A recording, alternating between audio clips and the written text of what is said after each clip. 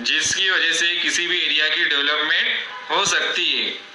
Population is also considered as a human resources. जो इंसान है, हम जो लोग हैं, वो भी एक रिसोर्स की तरह है।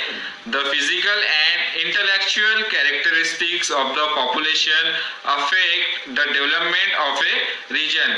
जो इंटेलेक्चुअल कैरेक्टरिस्टिक्स है और जो फिजिकल कैरेक्टरिस्टिक्स है, उसकी वजह से किसी भी एरिया का जो डेवलपमेंट है वो अफेक्ट हो सकता है, यानी कि वो एरिया डेवलप होगा या नहीं होगा, ये वहाँ के जो लोग हैं उनमें जो क्वालिटीज पाई जाती है उसके ऊपर वो डिपेंड करता है कि कितनी ज़्यादा उस एरिया की डेवलपमेंट हो सकती है। अगर ज़्यादा वहाँ पे टैलेंटेड और स्किलफुल पॉपुलेशन है, लोग है, तो एरिया जो है वो ज़्यादा डेवलपमेंट करेगा।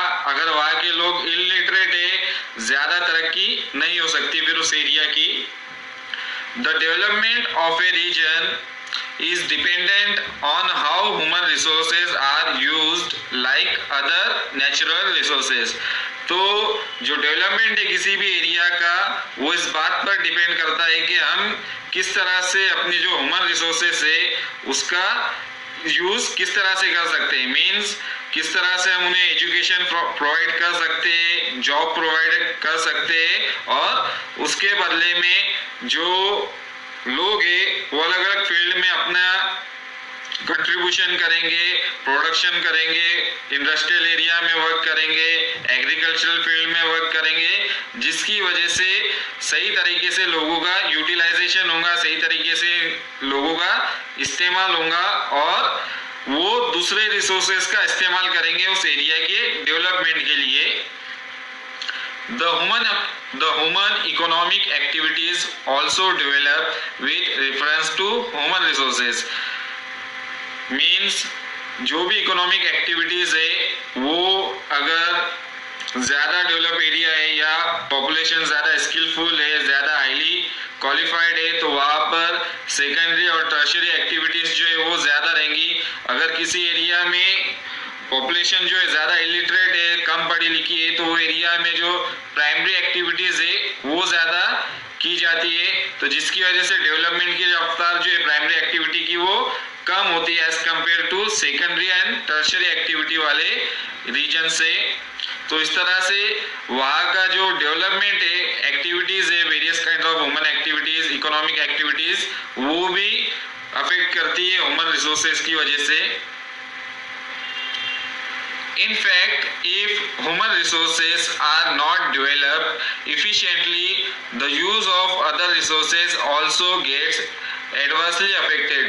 अगर हम ह्यूमन रिसोर्सेज का अगर सही तरीके से इस्तेमाल ना करें, तो जो दूसरे रिसोर्सेज है वो भी बुरी तरह से जो है वो अफेक्ट होंगे, यानी कि उन पर भी उसका बुरा असर पड़ेगा। अगर इंसान उसको सही तरीके से यूटिलाइज नहीं कर पाता है तो वो भी बहुत ज़्यादा जो रहेगा उसको डैमेज होगा और बहुत ज़्यादा उससे प्रॉब्लम्स क्रिएट हो सकते हैं। तो इसलिए हमें ह्यूमन रिसोर्सेज का सही तरीके से यूटिलाइजेशन करना चाहिए और दूसरे रिसोर्सेज का भी फिर इंसान जो है वो सही तरीके से इस्तेमाल कर सकता है।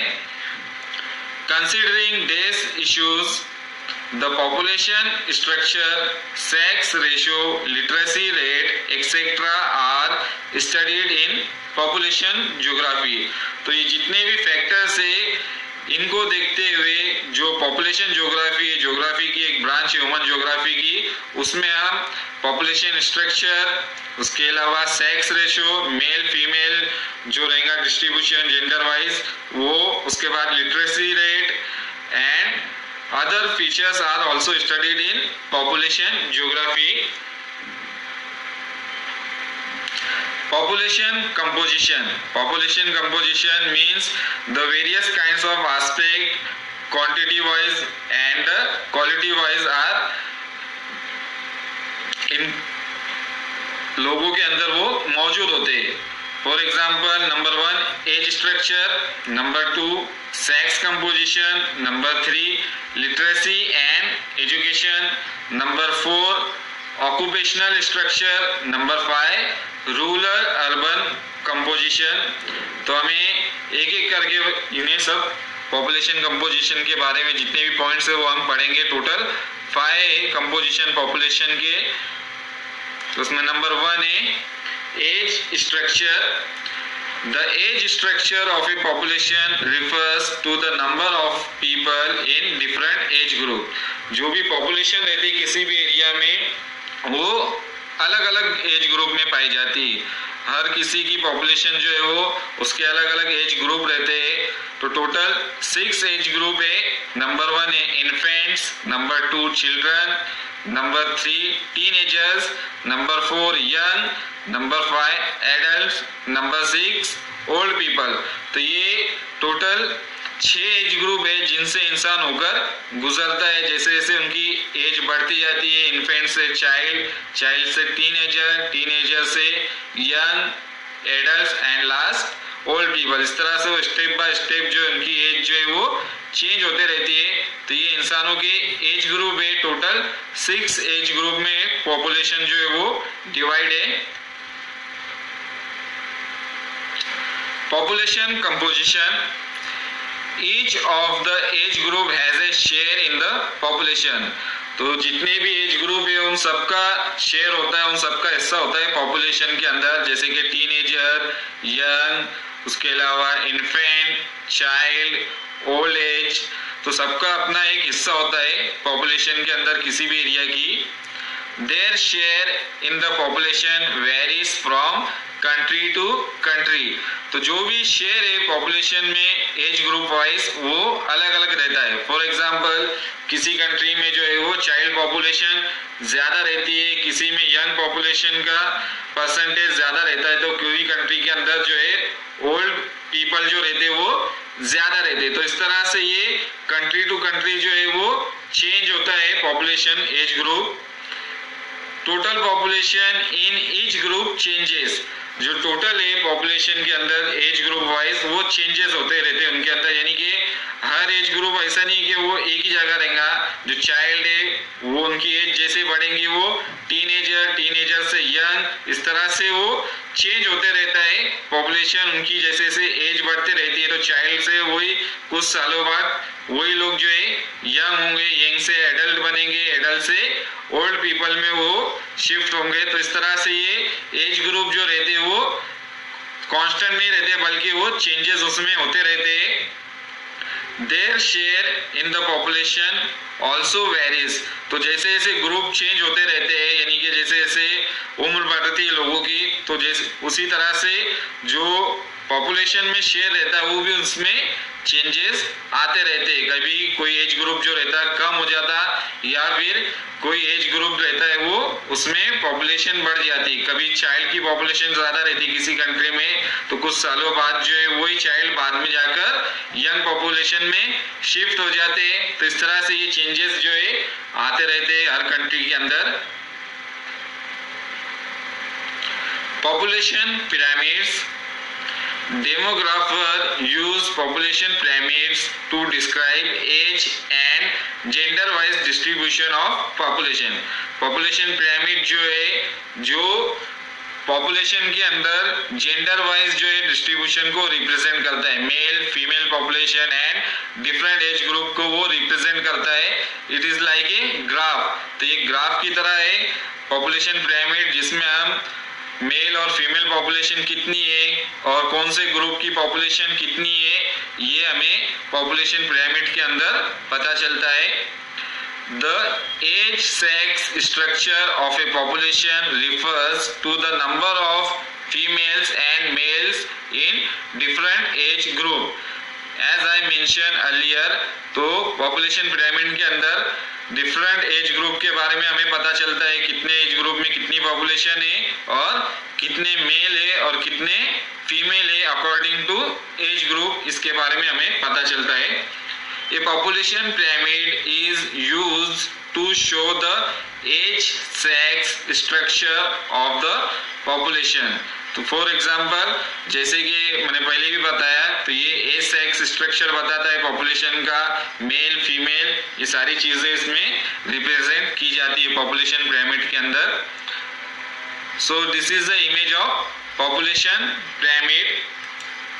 तो ये पॉपुलेशन पिरामिड है जिसमें अलग अलग फीचर्स है जो हम देखेंगे। तो ये जो पिरामिड है इसकी है एज सेक्स पिरामिड। तो ये पॉपुलेशन पिरामिड के अंदर पॉपुलेशन की एज और सेक्स यानी कि जो जेंडर वाइज पॉपुलेशन है उसका डिस्ट्रीब्यूशन को रिप्रेजेंट किया जाता है।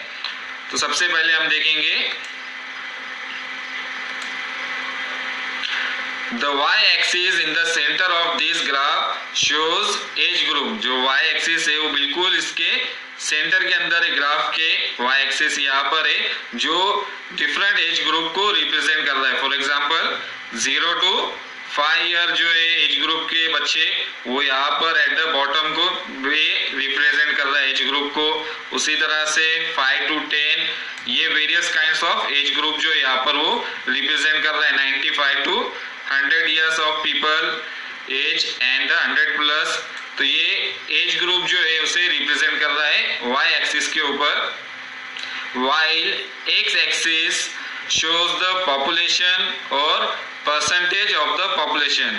जो यहाँ पर एक्स एक्सिस है पूरा, तो ये क्या रिप्रेजेंट कर रहा है, वो रिप्रेजेंट कर रहा है द नंबर ऑफ पीपल और परसेंटेज। तो कौन से एज ग्रुप में कितनी पॉपुलेशन है वो परसेंटेज या फिर नंबर के अंदर यहाँ पर एक्स एक्सिस पे रिप्रेजेंट किया जा रहा है।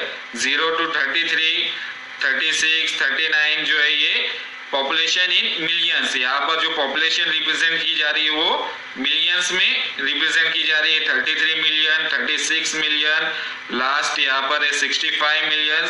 तो ये यहाँ पर एक्स एक्सिस के ऊपर जो नंबर है उसको रिप्रेजेंट किया जा रहा है पॉपुलेशन का according to various types of age group. The length of bars shows the number और परसेंटेज ऑफ द पॉपुलेशन।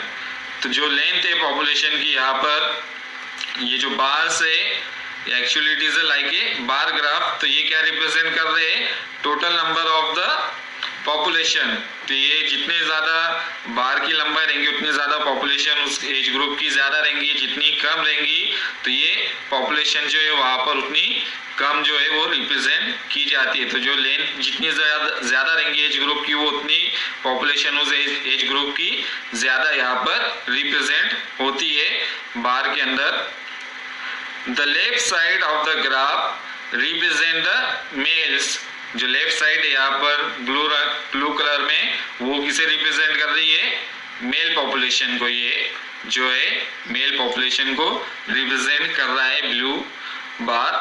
और the right side represent the females. तो राइट साइड जो है यहाँ पर पिंक और रेड स्ट्राइप में वो किसे रिप्रेजेंट कर रहा है, फीमेल पॉपुलेशन को यहाँ पर रिप्रेजेंट कर रहा है। तो ये हो गया एक age wise distribution, age group wise distribution है यहाँ पर। और सेकेंडली जो है यहाँ पर एक तरफ है मेल पॉपुलेशन और दूसरी तरफ है फीमेल पॉपुलेशन। तो ये एज ग्रुप और जेंडर वाइज डिस्ट्रीब्यूशन को यहाँ पर रिप्रेजेंट करता है एज सेक्स पिरामिड के अंदर, जिसकी वजह से हमें किसी भी एरिया की जो पॉपुलेशन है यंग है, उसके अलावा ओल्ड पीपल, चाइल्ड वगैरह सबके बारे में हमें पता चलता है। The base of the graph represent the children population. जो बेस है यहाँ पर जो डाउनवर्ड साइड है वो किसे रिप्रेजेंट कर रही है, वो रिप्रेजेंट कर रही है चाइल्ड पॉपुलेशन को। 0 to 5 year, 5 to 10 year they are all actually child population. ये बॉटम पे चाइल्ड पॉपुलेशन को रिप्रेजेंट कर रहा है बेस के ऊपर। While apex represent the old people. Old people means above 60 year people, from 60 to 65 जितने भी अपर साइड है यहाँ पर ये सब जो है वो ओल्ड पीपल है यहाँ पर। तो यहाँ पर जो टॉप पोर्शन है वो ओल्ड पीपल को यहाँ पर रिप्रेजेंट कर रहा है। 60 प्लस जो पीपल रहते हैं वो ओल्ड पीपल में इंक्लूड होंगे। तो यहाँ पर उनकी पॉपुलेशन को टॉप साइड में ओल्ड पीपल को रिप्रेजेंट किया जा रहा है। तो ये ग्राफ जो इस तरह से ये हमें young people, old people, then child, male, female, ये सारी चीजें हमें रिप्रेजेंट कर रहा है एज सेक्स पिरामिड।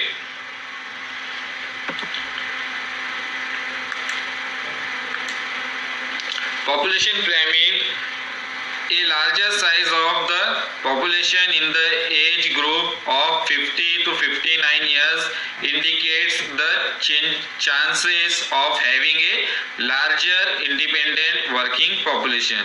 So जो population है वो actually दो categories में divide होती है, एक होती है working population और दूसरी होती है नॉन वर्किंग पॉपुलेशन, या उसे हम इंडिपेंडेंट या फिर डिपेंडेंट पॉपुलेशन कह सकते हैं। तो जो वर्किंग पॉपुलेशन रहती है वो होती है 15 टू 59 इयर्स के जो लोग रहते हैं उन्हें हम वर्किंग पॉपुलेशन कहते हैं। तो जितनी ज्यादा अगर कंट्री के अंदर 15 टू 59 इयर्स के लोग ज्यादा रहेंगे उतने ज्यादा वहां पर वर्किंग पॉपुलेशन हमें देखने मिलती है, यानी कि काम करने वाले लोगों की तादाद जो रहेंगी उस कंट्री में ज्यादा रहेंगी अगर उनमें 50 टू 59 इयर्स के लोग अगर ज्यादा पाए जाते, ज्यादा इंडिपेंडेंट पॉपुलेशन वहां पर रहेंगी।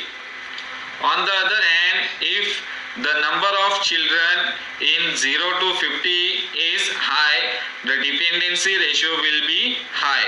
अगर किसी कंट्री के अंदर चाइल्ड पॉपुलेशन ज्यादा है, मींस 0 टू 15 इयर्स, तो यहाँ पर भी 15 है, तो एक्चुअली इसे 14 ईयर होना चाहिए था, लेकिन टेक्स्ट बुक में हमें 0 टू 15 ही दिया गया, इसलिए मैंने 15 ही यहाँ पर मेंशन किया है। तो 0 टू 15 इयर्स अगर किसी कंट्री की पॉपुलेशन ज्यादा है, यानी कि बच्चों की पॉपुलेशन अगर ज्यादा रहेंगी तो वो डिपेंडेंसी रेशियो वहां पर ज्यादा रहेगा। Dependency ratio means dependent population, ये डिपेंड करती है वो किस पर, वो वर्किंग पॉपुलेशन के ऊपर डिपेंड करती है, यानी कि ये खुद जो पॉपुलेशन जो है खुद कोई वर्क नहीं करती है, तो इनकी जो भी एक्सपेंसेस रहते हैं तो ये अपने पेरेंट्स उनके ऊपर पूरा खर्च करते हैं, यानी कि जो वर्किंग पॉपुलेशन रहती है तो वही इनका सारा जो रहता है वो खर्च जो है वो संभालती है।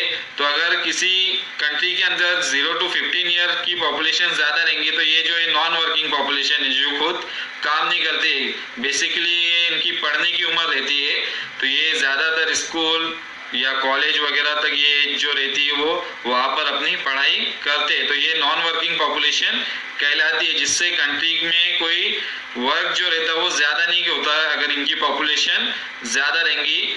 तो ये किस पे डिपेंड करते हैं, वर्किंग पॉपुलेशन में, इसलिए इसे डिपेंडेंसी रेशियो हाई कहा जाता है। डिपेंडेंट पॉपुलेशन है ये, वर्किंग पॉपुलेशन 15 टू 59 इयर्स के बीच में जो लोग हैं उनके जो पेरेंट्स है उनके ऊपर ये डिपेंड करते हैं, जो भी उनके एक्सपेंसेस रहेंगे, स्कूल की फीस होंगी और जो भी दूसरी बेसिक नीड्स रहेंगी, वो सारे एक्सपेंसेस जो है वो वर्किंग पॉपुलेशन जो है उन्हें करना पड़ते हैं।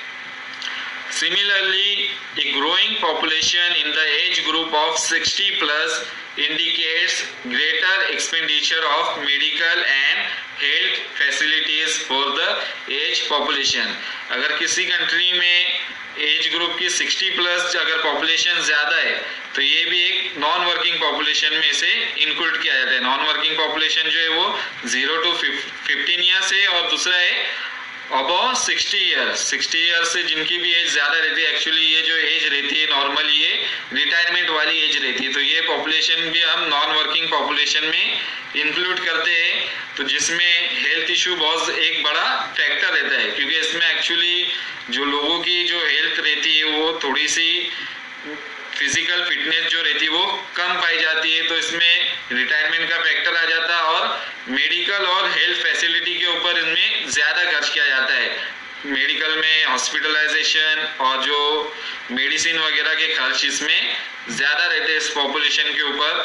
तो यहाँ पर इसलिए अगर ये पॉपुलेशन भी किसी कंट्री में ज्यादा है तो ये भी नॉन वर्किंग पॉपुलेशन जो है कहलाती है और उसका डेवलपमेंट जो है वो कम होता है, क्योंकि वर्किंग पॉपुलेशन वहां पर कम पाई जाती है।